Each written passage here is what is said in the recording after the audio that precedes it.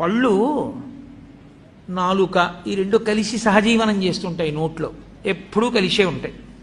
ఒకానొక నాడు నాలుక పళ్ళని అడిగింది, నేను రుచి ఒకటే చూస్తాను, కానీ నిజానికి కఠినమైన పదార్థాలని పెడితే నేను రుచి చెప్పలేను. ఓ పాలకాయలని చేస్తారు, అవి నేను చప్పరించలేను, కానీ మీరు పాపం కష్టపడి వాటిని నవిలి గుండ చేసి నా మీద పెడతారు. నేను చక్కగా ఇంత రుచిగా ఉందని దాని రుచి చూసి లోపలికి తోస్తూ ఉంటాను. ఇలా ఎన్ని పెట్టారో నవిలి మీరు. కాబట్టి మీరు నాకు ఎంతో ఉపకారం చేశారు, మీతో కలిసి ఉన్నందుకు నాకు ఈ ప్రయోజనం వచ్చింది. మీకు నేను ఏదైనా ఉపకారం చేద్దాం అనుకుంటున్నాను. కాబట్టి మీకు నేనేం ఉపకారం చేయగలను చెప్పండి. మీరు 32 మంది, నేను ఒక్కదాన్ని. 32 మంది కలిసి నాకు ఒకదానికే ఉపకారం చేస్తున్నారు ఇన్నాళ్ళ నుంచి.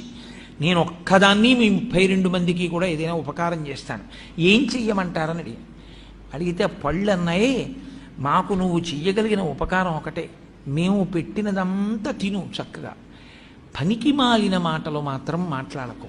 ఎందుకంటే నువ్వు పనికి మాలిన మాటలు మాట్లాడడం వల్ల ఊళ్ళో వాళ్ళు అంటున్నారు నీ పళ్ళు రాలగొడతానంటున్నారు. మేం చేసిన తప్పే, మాట్లాడింది నువ్వా, రాలవలసింది మేమా?